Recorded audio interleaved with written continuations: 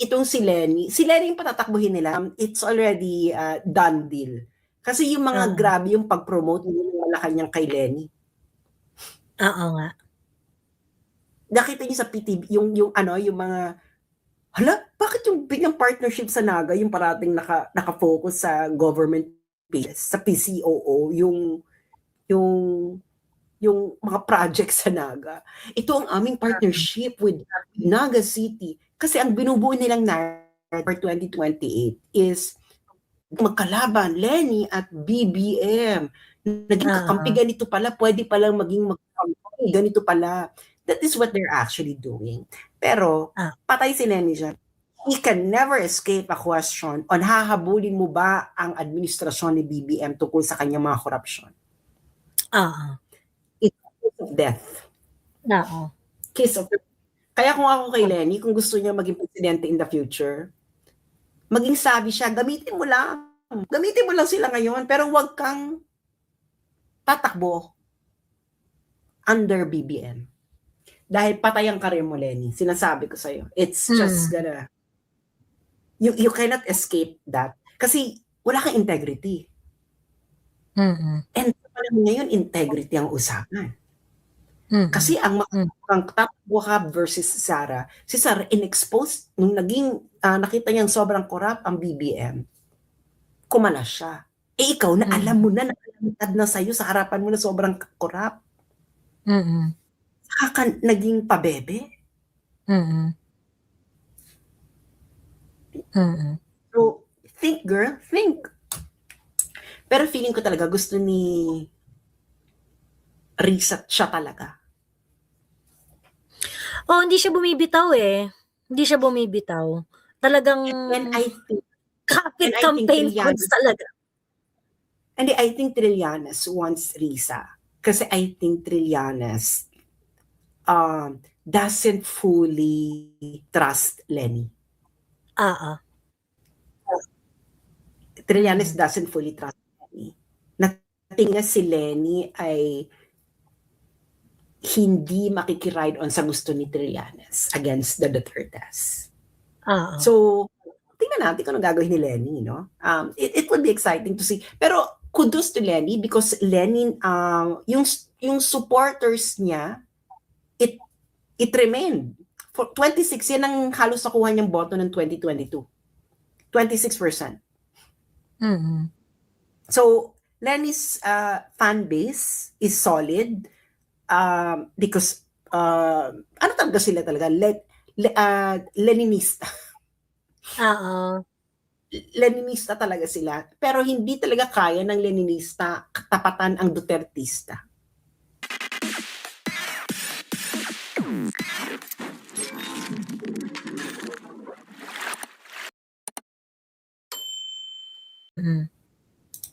Correct. So, let us summarize So, for those content creators sa iba't ibang lugar, ganyan, whether it is a place that you are familiar with or a place na bago kayo, kung ano yung pipiliin ninyo, disclose the area, saan kayo nagkalye survey, okay? That's number 1. Number 2, ask the question straight up, walang reason, kung ngayon ang botohan, kung ngayong araw na ito gaganapin ang botohan sa pagka-presidente, sino ang iboboto mo? Walang rason. Number 3, it should be a continuous video. Okay? Kung live, mas maganda. Pero dapat, kung hindi naman ito live, dapat dire-diretso ang video. Dapat dire-diretso, walang cut. Okay? So, meron kayong dapat na yung mahabang content, mahabang video. I think kapag kunwari, i-condense nyo yung video, you can direct your shortened version doon sa mahabang version. So, you can actually generate 2 contents out of 1 single survey. Mag-survey kayo 2 oras, 3 oras, you can have a shorter version para dun sa mga natanong ninyo na, yung mga sumagot, etc. Pagkatapos, you get the result. Pagkatapos, pagka kunwari natapos niyo na yung 3 hours video, 2 hours video ng survey ninyo, 1 hour video ng survey ninyo, you can shorten it but refer to the original video.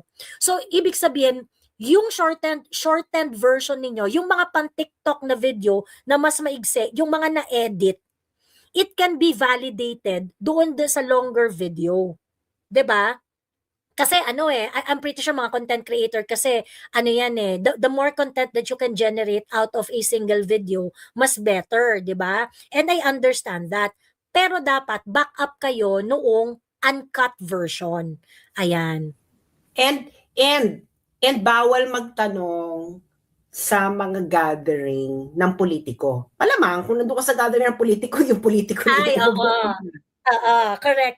Kasi na yan poisoned na yung sample mo. Kasi syempre, poison sampling. Ang recommended ko dyan, pumili kayo ng super public. Halimbawa, Dolomite Beach. Public talaga yan. Girl, super public talaga yung Dolomite Beach.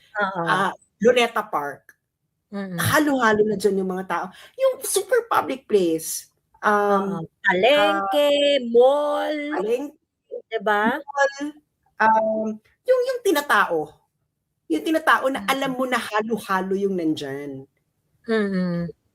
So, wag, or bus, alam mo yung pila ng MRT. Kasi yung pila ng MRT yes, oo, pila ng MRT, correct. Kasi ang pila talaga ng MRT. Tapos mabilis. Kayo magtatanong kasi nga pag tinanong mo kasi sila, they might not want to answer kasi nga baka bambuhin sila ng mga tao or what. It's really rapid. Sino po iboboto nyo kung ano ngayon? Ganun lang. And then, So, be as random as possible ng place. Huwag kayong do not go to a place na alam mong pogad ng politiko. Like, for example, huwag ka pupunta sa huwag ka pupunta sa huwag ka pupunta sa UP. Hindi, pwede rin. Para malaman natin yung pulso ng UP. 'Di ba? Sige, diyan ka sa UP. Para malaman natin yung pulso ng UP. Sa labas. Pero alam mo, maraming closet. Yes, actually sa totoo lang, interested ako dyan sa UP. Maganda dyan, pag magkoconduct kayo ng survey sa UP, hindi interview. Ang gawin ninyo, maghuhulog ng dalawang box. Kung ilan yung box ng kandidato, pagkatapos, meron kayong mga puletas. Pagkatapos yun, ihuhulog nyo kung sino yung iboboto. Ganon. So, kasi yung mga estudyante, minsan ayaw nilang i-reveal yung kung sino yung choice nila. Ayaw nila. Parang sabihin nila, isulat mo yung iboboto mo dyan. Hindi, ganito lang, bigyan mo sila ng papel. Isulat mo yung gusto mong iboto. Tapos itupin mo, lagyan mo na sa box. Tapos after na may hulog sa lahat, saka magtali. Ganyan ang gawin nyo sa UP at Diba? Pagka sa mga university, kasi you have to take into consideration yung crowd 'di ba? Yung hindi mape-peer pressure, yung mga ganyan, 'di ba? Yeah, kasi maraming closet sa UP. Sobra. Alam mo bakit ko nasabi maraming closet? Tanungin mo ako, girl. Bakit sa tingin mo maraming closet? Ba't mo nasabi maraming closet? Pikimong sas. Ewan ko sa Inday, bakit yung pikimong na yan? Kaya maraming closet because the last Pulse Asia survey shows na equal lang ang may gusto kay Inday Sara sa Class A, B, C at Class E. Almost 50%. Both. The current survey, Class no? 50% Class E. Class A, B, C is also 48. So within 50%. So ibig sabihin talaga, maraming closet. Sobrang, look at ABC, 46%.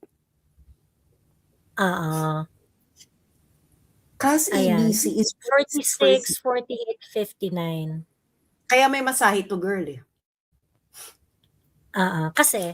Kita mo yung balance, Luzon. 39 kay Lenny. Tapos yung NCR, almost tie kay Lenny. Bakit? Mm. Baka feeling ko yung NCR at BL. Kasi yung NCR at BL, di ako po masasabi, ay oo, mahina dyan ang mga Duterte kasi hindi sila taga Visayas at Mindanao. Kaya yan ang madaling masahihin. Yung resulta ng NCR at BL. Hindi ba? So itong si Lenny yung patatakbuhin nila, it's already done deal. Kasi yung mga grabe yung pag-promote ng Malacanang kay Lenny. Oo nga. Nakita niyo sa PTV yung mga bakit yung biglang partnership sa Naga yung parating naka-focus sa government pages, sa PCOO, yung mga projects sa Naga. Ito ang aming partnership with Naga City. Kasi ang binubuo nilang narrative for 2028 is magkalaban, Lenny at BBM. Naging kakampi, ganito pala, pwede palang maging magkakampi, ganito pala. That is what they're actually doing. Pero, patay si Lenny dyan. He can never escape a question on hahabulin mo ba ang administrasyon ni BBM tungkol sa kanyang mga korupsyon. It's a kiss of death. Kiss of death. Kaya kung ako kay Lenny, kung gusto niya maging presidente in the future, maging sabi siya, gamitin mo lang. Gamitin mo lang sila ngayon, pero huwag kang tatakbo under BBM. Dahil patay ang karir mo, Lenny. Sinasabi ko sa'yo. It's just gonna... You cannot escape that. Kasi wala kang integrity. And ngayon, integrity ang usapan. Kasi ang tatakbo ka versus Sara, si Sara in-expose, nung nakita niyang sobrang corrupt ang BBM, kumalas siya. Ikaw na alam mo na, nakalimtad na sa'yo sa harapan mo na sobrang corrupt. Saka ka naging pabebe. So, think girl, think. Pero feeling ko talaga gusto ni Risa siya talaga. Hindi siya bumibitaw eh. Hindi siya bumibitaw. Talagang And I think kapit campaign funds talaga. And I think Trillanes wants Risa. Kasi I think Trillanes doesn't fully trust Lenny. Trillanes doesn't fully trust Lenny.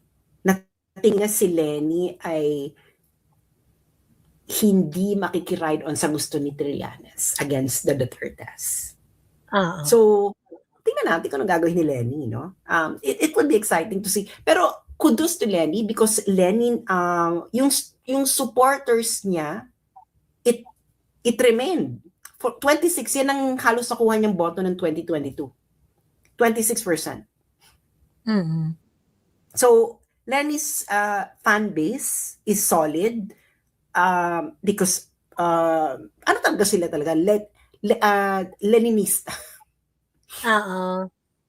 Leninista talaga sila. Pero hindi talaga kaya ng Leninista katapatan ang Dutertista. Totoo. And yung mga Leninista kasi magkakaroon yan ng existential issue talaga eh. Yun nga sinasabi mo, pag once na dumating yung election, magkakaroon ng existential issues yung mga yan eh. Kasi syempre parang, papapanagutin mo ba si Bongbong Marcos sa lahat ng mga ninakaw ng kanyang pamilya? Kineso. Paano sasagutin yun? Kung ang backer ni Lenny si Bongbong at siya ang standard bearer ng administrasyon. Diba? Ayun. Satar Said Official and Kuya J. Satar Said Official. Check natin ha yung survey ni Satar Said. Star.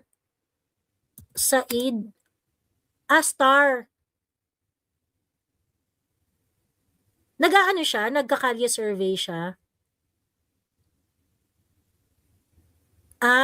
Okay. Mahaba yung ano niya.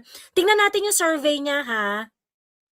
Hindi ko alam kung Duterte supporter ba tong si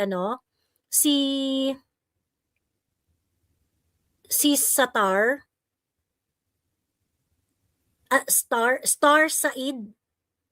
Eto, tapos mamaya puntahan natin si Kuya J. Ayan, tingnan lang natin ha. Marcos. Shoutout muna sa ano. Pakita mo.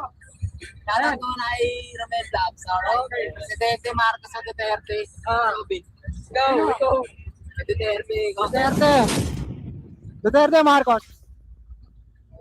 Duterte. Ano, Duterte Marcos. Duterte ikaw, sir. Marcos.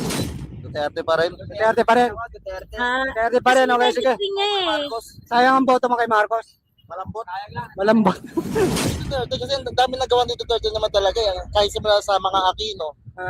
Kung tatay Marcos, magaling ang tatay ni Marcos. Ang dalawa na to. Ay, sa dalawa yan. Opo, Marcos tsaka Duterte. Okay. Yung first yata na part niya, ano, okay. Yung first na part niya, teka ha, Sir, kalisabi lang, Duterte Marcos. Wala, no comment si sir. Ito tayo. Ito na.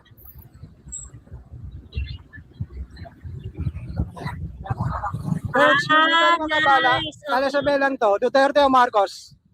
Pinagkakatiwalaan. Ikaw, sir. Wala, no comment. No comment. Ikaw, sir. Marcos, Duterte. No comment din. Okay, sige, thank you. Hello, ma'am. Miss, pwede makabalo sa inyo? Duterte o Marcos? Marcos, okay, sige, thank you. Marcos, sila yung dalawa. So, pwede makabalo sa inyo? Kalasabi lang to, Duterte o Marcos? Duterte ako, syempre. Oh, Duterte ka, okay, sige, thank you. Ang ano ni Duterte, para sa tao, hindi para sa nakaupo sa committee. Baka sabi mo to sa mga nag-interview sa kanya, Okay. Ano siya, dire-diretso siya. Intro lang pala. Intro lang siya. Kita nyo, daming umiiwas na ordinaryong tao dahil sa chilling effect at sa cancel culture ng Pinks. Ayun. Carry lang din, at least ninonote niya yung mga hindi sumasagot. Highlights lang pala yung first part. Tapos yung mga sumunod niyang part, inaano niya. Okay. Duterte rin, sige, thank you. Nakataon. Thank you. Anong Kalasabi- final, ano niya? Final Excel. Sir, Final count. Final tally. Duterte, Eto, teka. Ito. 107 Duterte, 36 Marcos. Tapos 56.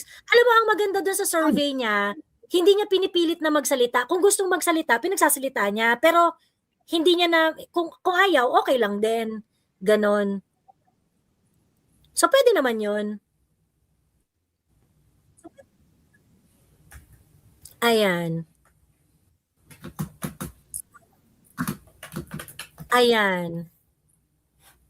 Okay ako dito. Pero, sinabi ba niya kung saan lugar?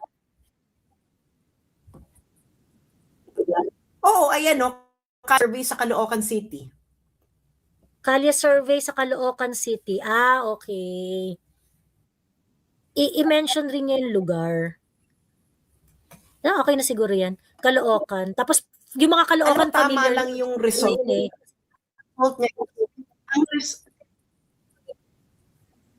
Alam mo, tama lang yung result niya. Kasi 107 is about 53.77 ng tinanong niya. So 53%. So pasok yung yung kay BBM is 36 divided by 199, 18%. So ibig sabihin may masahe yung kay BBM. Kay ngayon, yung mga SW survey. Kasi 18. Well, yun yung or ang ginagawa nila, mga survey company, kasi plus or minus, margin of error ng 10%. So, ginagawa nila, report nila yung higher end ng margin of error. Tapos, dun sa malakas, ginagawa nila, yung, palengke survey. Ito, 4 months ago. Teka, tingnan natin, baka may latest siya na videos. 4 months ago. Medyo Kuya Jay, mag-survey ka na ulit. Pero 4 months ago, tingnan natin yung survey niya. sino gusto mo dyan? Sino? 4 months ago pa tong survey na to though. Ikaw kuya, sali ka rin. Survey lang ha, Sara, Lenny. Kung sakaling matuloy Ay, sorry. Teka lang ha. sila na. Ate, pwedeng sumali? Lenny, Sara, next president na gusto mo. Survey lang. Sino? Itong dalawa malakas, sinong gusto mo dyan? Si Sarah. Ikaw kuya, mga kabataan, tanungin natin, sinong gusto mo dyan? O sali ka naman, sino sa dalawa ang gusto mo? Ito, si Kuya. Ito. Sinong gusto mong next president? Sarah. Ikaw, sino? Ikaw. Pacquiao. O sige, sino ang next president na gusto mo? Ikaw muna. Teka, di tayo sana na. Survey lang ha, Sara, Lenny. Kung sakaling matuloy silang dalawa. Kanina, Sara Duterte. Shout out sa'yo kuya. Thank you. Ay nako, baka pwedeng abalahin yung dalawang kumakain. Umayaw na si Tulfo.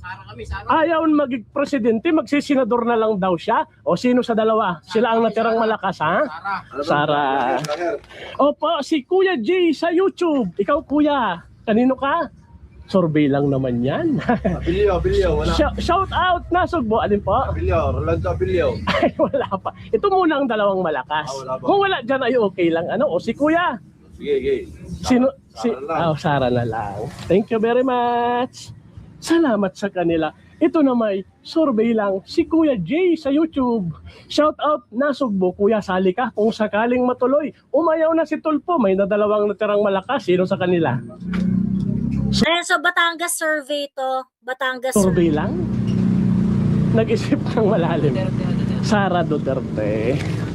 Si Kuya ay, Sara, salamat sa pagsali. Survey lang, si Kuya J sa Diretso YouTube. siya. Thank you Kuya. At Nay, si Teka, Turadong tingnan natin yung ano niya. merong diyang Lenny, meron din na Sara. At yung iba ay maaaring iba ang gusto. Ano? Binanggit natin na si Sara, binanggit natin na si Rafi Tulfo ay umayaw na. Ayan. Ang result, 37, 42, tapos 29 yata yung... Sapagkat yun naman talaga ang kanila, ang kanyang dineklara. Ano? Hindi Ay, sino yung 29? 37, 42, baka yung undecided. na siya tatakbo sa pagkapangulo, kundi sa pagkasenador na lang, ang sabi ni Rafi Tulfo. Okay, hanggang dito muna. Shout out sa lahat ng Ayan. yung mga Ito Batangas, 37, 42. But this is 4 months ago. March 7, 2026.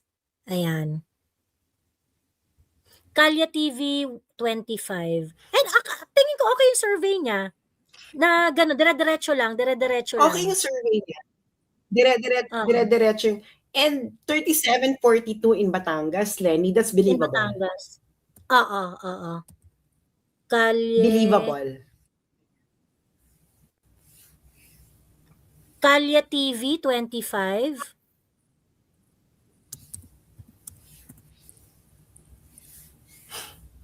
Tingnan natin. Ito 4 days ago. Presidential Race 2028 Kalya Survey. Ito, tingnan natin to. Hi guys, Kalye survey tayo dito sa Muntinlupa, Alabang Muntinlupa.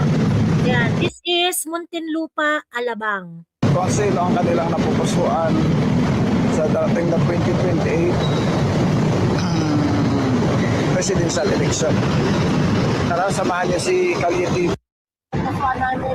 Sige ma'am, salamat ha. Ayun si ma'am, responsive. Sir, magandang umaga sir. Survey lang to sir sa pagka-presidente. Sino ang napupusuan mo dyan sir sa pito sir? Sino napupusuan mo dito sa pito sir? Ito, Sara Duterte ang pinakamalala. Si Sara Duterte sir. Sara Duterte. Bakit si Sara sir? Kasi siya ay the face na sunod na president. Nagtatanong pa siya ng reason eh. Sana wag na siya magtanong ng reason. Magtanong na reason. Kasi yung mga tao, some people cannot really express themselves well. Kasi, don't put them in a situation na nila i-justify yung boto nila. Because they don't need to. Oo. So, Ano tayo ng iba pa? So, hindi to pasado sa aming script. Kasi ano to Oo. Okay. Sabi ni ako si Onin B, yung kanina daw sas 42 plus 24. So 37, 42 and 24. Yung 42 and 24 kay Sarah yun both. Kay Sarah raw yun both. So okay. so Eh, hindi kasi lang naman, niya hiniwalay pa niya. kasi ayusin nyo naman kasi yung mga tali nyo. Yun, ayun pa. Okay, ganito. Dapat klaro yung end. Klaro yung end. Para pagka nagtali-tali tayo, bongga, 'di ba? Kwentos Pag claras. nagtali tayo, Kwentos madali, claras. mabilis. Oo. Kwentos claras dapat. Kwentos claras. I-ano nyo na. Ayan. So ito nagtatanong pa siya ano lang 17 minutes lang yung video. So pag nag-ask ka pa ng reason, bakit po? Hindi ka makakarami. Sa mga nagkakalya survey, re-remind namin kayo lang para mas maging valuable yung survey ninyo, mas marami kayong sample, mas maganda. 'Di ba? Mas marami kayong sample na makukuha, mas maganda. Ayun. Sabi ni Always Tagigenyo, biyahe ni Koy TV. Vlogger ni Trillanes to Biyahe ni Koy TV. Eto ba yan? Kalye survey, Lolo nagwala dahil... Sige nga, tingnan natin to. Tingnan... Yung kanina hindi siya pasok sa standard. Hindi siya pasok sa criteria ng Kalye survey kasi meron pang reason. Dapat wala nang reason. Ganon. Tapos, para mas marami yung sample na makukuha. Yung kanina yung sa Batangas at saka yung first na survey, yung Star Said vlog, maganda yun kasi ang dami niyang sample Tapos dire-diretso siya, pak. Ngayon, kung gusto mo mag-explain ka. Pero hindi ka required. 'Di ba? Hindi ka required na magpaliwanag sa sa choice mo para maka-move on to the next person na tatanungin. Ayan. Ipuntahan natin tong si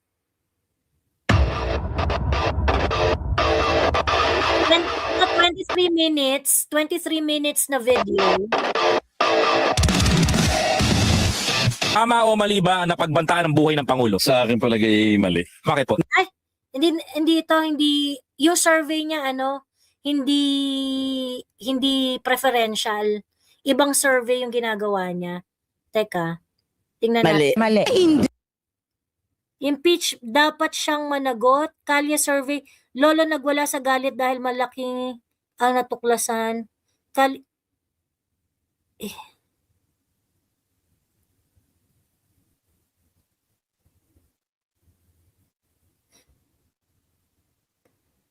Kalye survey, nagkainitan sa gitna ng topic. Nakikipag-debate Walang ninakaw si Inday ng Commission on Audit na pinagbabalik siya ng 442.2 million pesos. Dapat ibalik, bossing. Kung kinuha niya.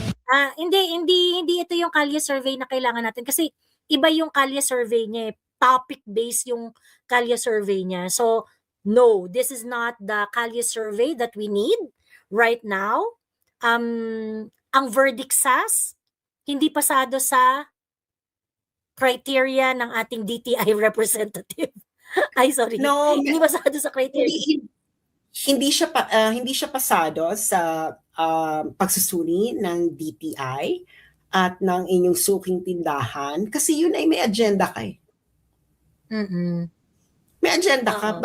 Bakit sinasabi pinagsusoli siya ng 420 million? Hindi naman totoo yun.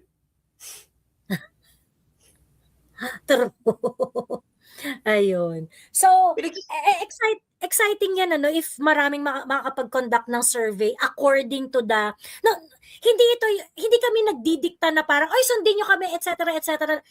This is methodology based. Ang point dito is for your survey to be of value. In fact, that can be referred to that can be referred as a material for further study if we are going to standardize our survey. 'Di ba? So, hindi ito yung parang, ay, feel lang namin na magdikta ng criteria sa kineso-kineso, ganyan-ganyan. Kasi may science po ang survey. Kailangan meron niyang methodology na malinaw. So, if we would be able to do survey according to specific criteria, the more valuable your survey will be. Ayan. Yes. Para ano lang siya, magkaroon lang siya ng sense of trustworthiness. Ganun lang. Na kung mo tatanungin, kasi yung ginagawa kasi ng SWS and ng Pulse Asia, ano kasi po yun iba yung methodology nila. Ang methodology talaga nila nun is they already have a sampling frame, and their sampling frame is really, sabihin ko ng sampling frame, ito po yung pipiliin, ito po yung portion ng population ng Pilipinas na kanilang kukunan ng 1,500 samples. Yung sampling frame na yon is yung po yung listahan ng mga botante sa Pilipinas. And then, from there, saka sila magsa-stratify, ito, ilan ng ABC, ilan na ang eksena. So, mas maano yung kanila. Yung Kalye survey kasi, the purpose of Kalye survey is to actually have a complementary survey to these faceless surveys. Complementary siya. Complementary, yes. It's not a full substitute because hindi ka naman talaga total random because convenient sampling. Convenient sampling, yung Kalye survey, yun ang tawag sa Kalye survey, convenient sampling. Pero hindi dahil convenient sampling yan, hindi ka na mag-aaral ng methodology na kailangan masigurado mo na fair yung magaganap na tanungan. So, gagayahin mo yung ginagawa ng SWS saka ng Pulse Asia, hindi ka magtatanong kung bakit yun ang pinili nila. Dire-diretso lang. Dire-diretso lang. So, it's the same kind of procedure. Ang difference lang is, hindi ka ang random mo lang is kung sino dumating. Ganun yung randomness mo, yun ang source ng randomness mo. Pero it's still a convenient sampling kasi hindi naman systematic yung pagka-select mo ng random respondents. Pero there is still randomness, there is still trustworthiness kasi tatanungin mo lang sila, sino iboboto mo dito? Ganun lang. And ikatlo is may mukha. Yun yung value niya, may mukha. May mukha, May mukha. Na pag nakikita mo na ganito pala yung sinasabi ng may mga mukha, alam mo na, sa kalye. Pag pumunta ako ng isang kalye, ito baka ganito yung mas makikita ko. And it's a compliment for WS and Pulse Asia. Kasi naalala nyo, in 2022, nauso ang Kalye survey kasi nakikita na, naku, baka dayain nila ganun ang eksena ng mga tao, baka dayain na naman si BBM. Kaya nagka-Kalye survey yung mga tao noon. Correct. Ayun. So, ayan, ang tawag dito, yung mga nagka-Kalye survey, yung kanina yung mga tiningnan natin, 4 months ago pa sila nagka-Kalye survey I think right now, it's very important to run a Kalye survey kasi merong impeachment. So, ngayon yung mga tao tutok na tutok sa impeachment, merong mga survey company who's conducting their own survey, and I think they're going to conduct the yung mga research company, yung mga survey companies, they're going to regularly conduct a survey kasi I'm pretty sure yung maraming mga politiko magde-demand na survey. kung ano ba to, tama ba ito ginagawa natin? Tatapusin na ba natin tong impeachment? O tuloy pa, ganyan-ganyan. So, yon. And the Kalye survey is going to complement yung mga survey na maglalabasan kasi ano na yan yung mga survey na makikita natin moving forward from survey companies, marami dyan magiging PR survey. So, kailangan talaga nating kailangan talaga nating i-complement at yung complement survey na yan from your Kalye survey is somehow going to lay down certain baseline kasi kapag kunwari sobrang layo ng kalye survey doon sa survey na fino-float ng mga survey company, magtatanong ka, bakit hindi match? 'Di ba? Bakit hindi match? Ganyan. And the more kalye survey is conducted, the better. The more kalye survey that we have, the better. Ayan. Okay? Ayun lang. Sas, baka meron ka pang last words, matulog na tayo at 3:00 na. Meron ka pa bang gustong bago tayo mag-end live?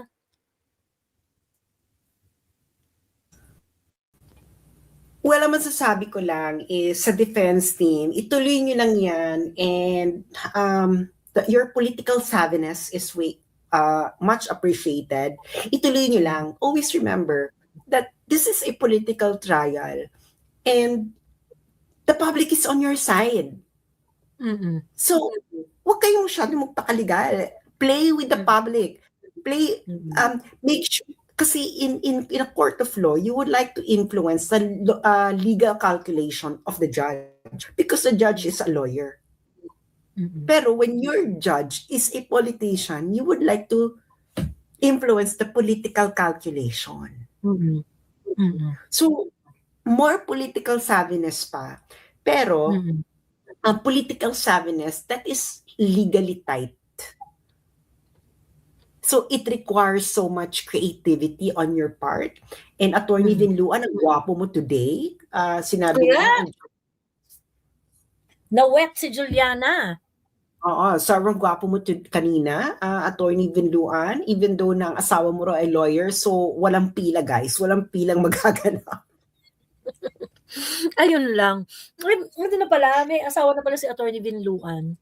Yan ang sabi nila, no? Ang gwapo kanina ni Attorney Vinluan. Kung ako kay Attorney Vinluan is, or even sa mga lawyers ng defense, no? Because we're in the defense, imagine nyo na lang kung paano magtanong ang mga jowa niyong babae pag gusto kayong hulihin. Attorney Ganon. rin.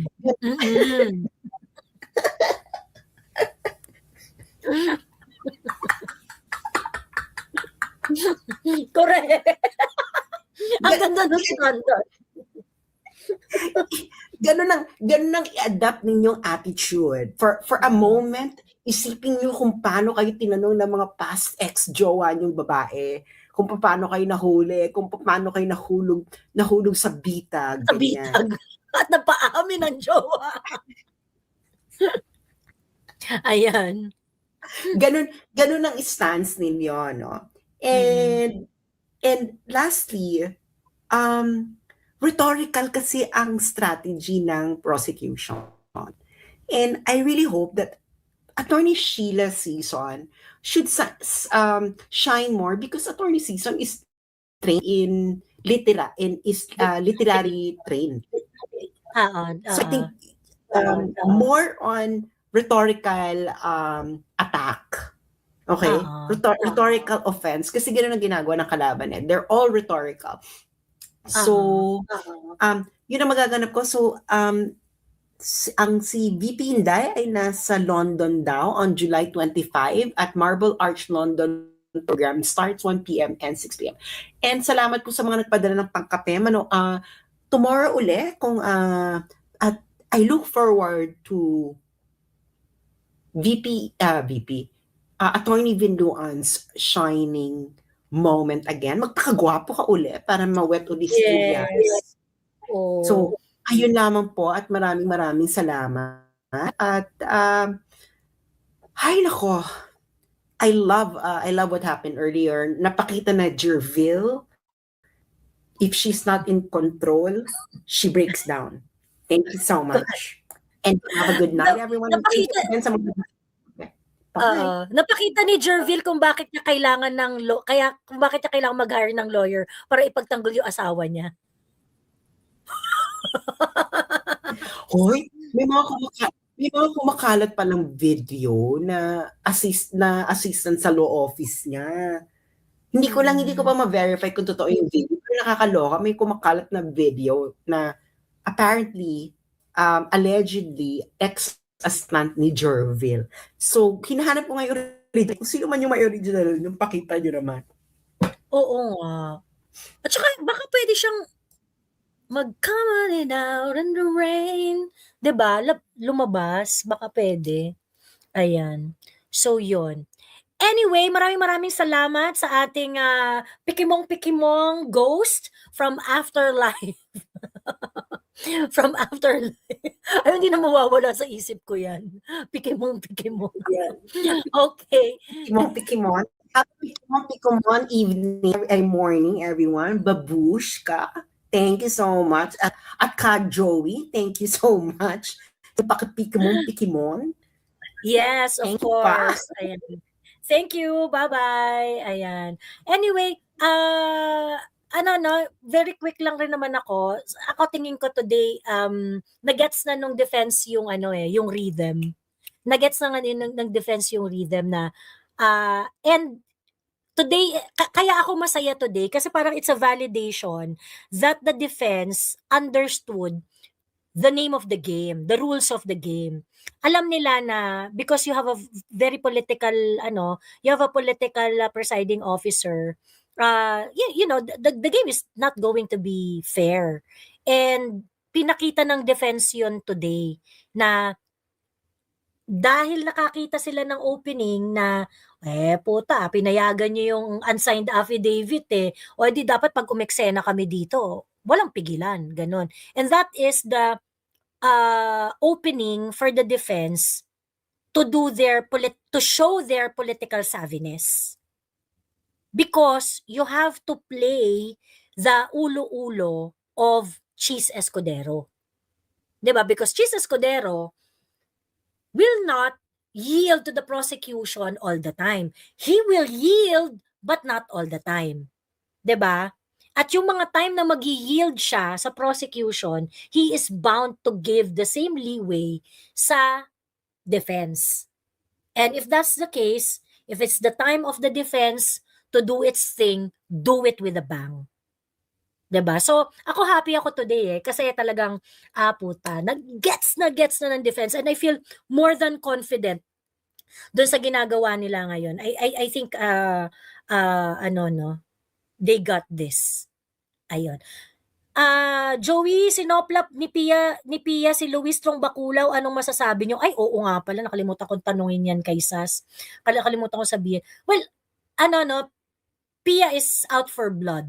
Kasi masyado na rin ngayon binababoy si Pia Ontiveros At binababoy siya ng isang senadora din, natatanga-tanga naman. Natago na lang natin sa pangalang Risa Ontiveros. So, ako tingin ko, mas magiging ruthless pa si Pia pagdating sa pagpapakita ng kabobohan ng mga tao dyan sa impeachment court And I'm very, very happy. Sobrang satisfied ako sa kasungitan ni Pia. Ayan, kaya Senator Pia Cayetano, pikimong. Thank you very much. Ayan. Yun lang, I'll see you next time. Bye.